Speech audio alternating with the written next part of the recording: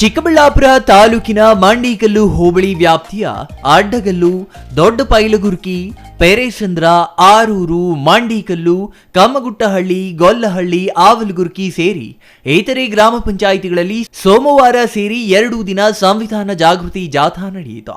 ಗ್ರಾಮ ಪಂಚಾಯಿತಿ ಅಧಿಕಾರಿಗಳು ಅದ್ದೂರಿಯಾಗಿ ಸ್ವಾಗತ ಮಾಡಿಕೊಂಡ್ರು. ಈ ವೇಳೆ ಸಂವಿಧಾನದ ಬಗ್ಗೆ ಹಲವರು ಮಾತನಾಡಿದ್ರು. ನಂತರ 2ನೇ ತರಗತಿ ವಿದ್ಯಾರ್ಥಿನಿ ವಿವೇಕ್ಷಾ ಸಂವಿಧಾನದ ಬೋಧನೆ ಮಾಡಿದ್ದು ವಿಶೇಷವಾಗಿತ್ತು.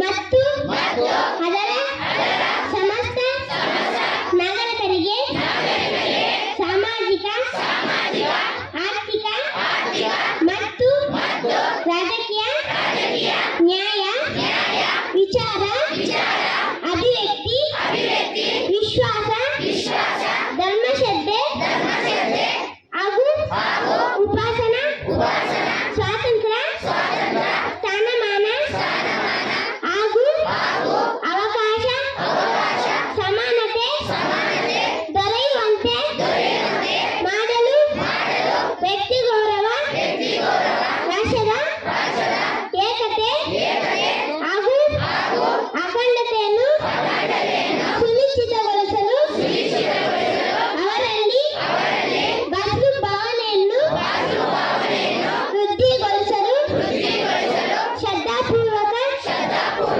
ಸಂಕಲ್ಪ ಮಾಡಿದವರಾಗಿ ನಮ್ಮ ಸಂವಿಧಾನ ಸಭೆಯಲ್ಲಿ 1990ನೇ ಇಸವಿ. ಇನ್ನು ಕಾರ್ಯಕ್ರಮದಲ್ಲಿ ಎಲ್ಲಾ ಗ್ರಾಮ ಪಂಚಾಯಿತಿ ಅಧಿಕಾರಿಗಳು, ಅಧ್ಯಕ್ಷರು, ಉಪಾಧ್ಯಕ್ಷರು ಹಾಗೂ ಸದಸ್ಯರು ಮತ್ತು ದಲಿತ ಮುಖಂಡರು ಕಾರ್ಯಕ್ರಮವನ್ನು ಯಶಸ್ವಿ ಮಾಡಿದ್ರು.